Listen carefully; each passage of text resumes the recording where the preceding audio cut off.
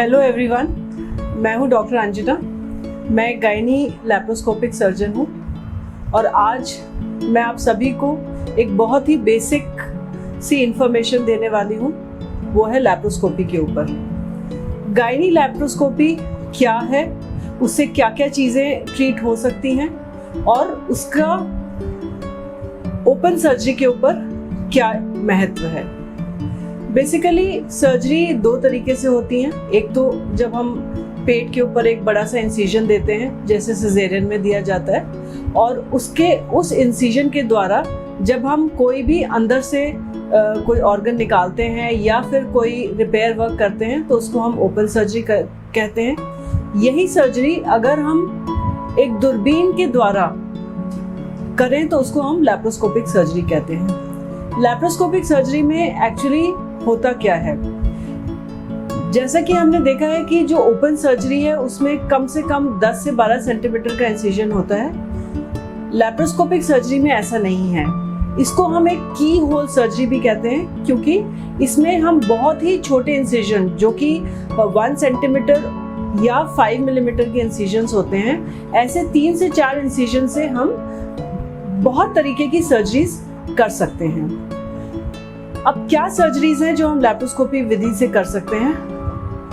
Maximum जो laparoscopic surgeries हैं, जो गायनी लैप्रोस्कोपिक सर्जरीज हैं, सिजेरियन को छोड़ के सभी लैप्रोस्कोपी द्वारा की जा सकती है। जैसे यूट्रस में फाइब्रॉइड, अगर फाइब्रॉइड बहुत बड़ा है और वो बहुत ज़्यादा प्रेशर सिम्टम्स कॉज कर रहा है या महिला को बहुत ज़्यादा ब्लीडिंग कॉज कर रहा है, तो इसको हम लैप्रोस्कोपी के द्वारा उसको यूट्रस में से निकाल सकते हैं और उसको छोटे छोटे पीसेस में काट के हम शरीर से बाहर भी कर सकते हैं। यूट्रस रिमूवल, अक्सर हमें मरीज कहते हैं कि मैम इतना बड़ा यूट्रस 3 या 4 छोटे छोटे छेदों से कैसे निकल सकता है?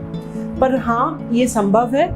हम लैप्रोस्कोपी के द्वारा जो फाइन इंस्ट्रूमेंट्स हैं उससे यूट्रस के सारे कनेक्शंस काट देते हैं और फिर जिस रास्ते से एक डिलीवरी होती है, बच्चा निकलता है, उसी रास्ते से हम यूट्रस को डिलीवर कर लेते हैं। और ये बहुत ही आसान तरीका है और ये संभव भी है। इसके अलावा अगर ओवरी में सिस्ट हो जाती है तो इसको भी हम यूट्रस से पंक्चर करके या पूरी तरह से निकाल सकते हैं। एंडोमेट्रियोसिस एक ऐसी बीमारी है जो कि महिलाओं को बहुत ज़्यादा तंग करती है, उनको बहुत ज़्यादा पेन एब्डोमेन कॉज करती है, जिससे कि ओवरी में बहुत सारे चॉकलेट सिस्ट बन जाते हैं। इसका ट्रीटमेंट भी हम लैप्रोस्कोपी के द्वारा अच्छी तरीके से कर सकते हैं। ट्यूब्स में पानी का भरना, हाइड्रोसैल्पिंग्स, इसको भी हम लैप्रोस्कोपी से ठीक कर सकते हैं।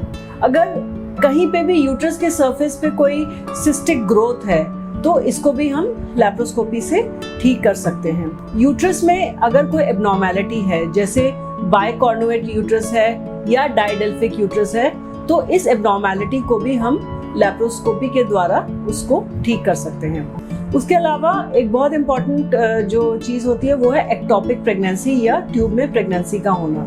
ऐसे कंडीशन में भले ही ट्यूब रप्चर क्यों ना हो गई हो, इसको भी हम लैप्रोस्कोपी विधि से इसका ट्रीटमेंट किया जा सकता है और उस एक्टोपिक वाली ट्यूब को निकाला जा सकता है। अब हम जानेंगे कि लैप्रोस्कोपी कराना क्यों अच्छा है as compare to open surgery, यानी कि उसके क्या बेनिफिट्स हैं। बेसिकली सबसे इम्पॉर्टेंट जो बेनिफिट है वो है रेट ऑफ रिकवरी।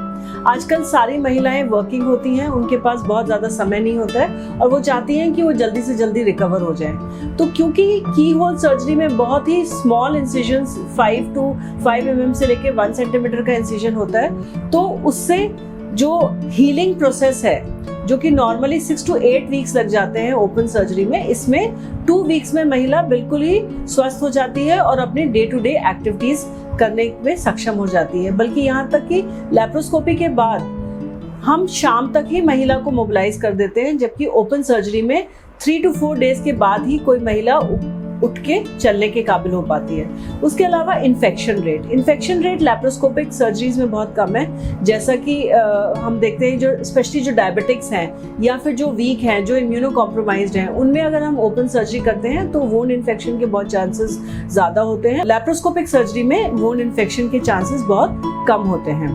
उसके अलावा इंट्रोडक्शन ऑफ इन्फेक्शन, क्योंकि हम बहुत ही छोटे और माइनर छेद से हम अंदर जा रहे हैं तो हम इन्फेक्शन भी मिनिमम इन्फेक्शन पेट के अंदर जाता है। जब ओपन सर्जरी होती है तो कई बार अगर हमारा एसेप्सिस कंप्लीट नहीं है तो अंदर इन्फेक्शन होने के चांसेस हो सकते हैं। सबसे इम्पॉर्टेंट जो महिलाओं का कंसर्न होता है वो होता है स्कार, यानी कि जब ओपन सर्जरी होती है तो एक बहुत बड़ा स्कार पेट पे आ जाता है।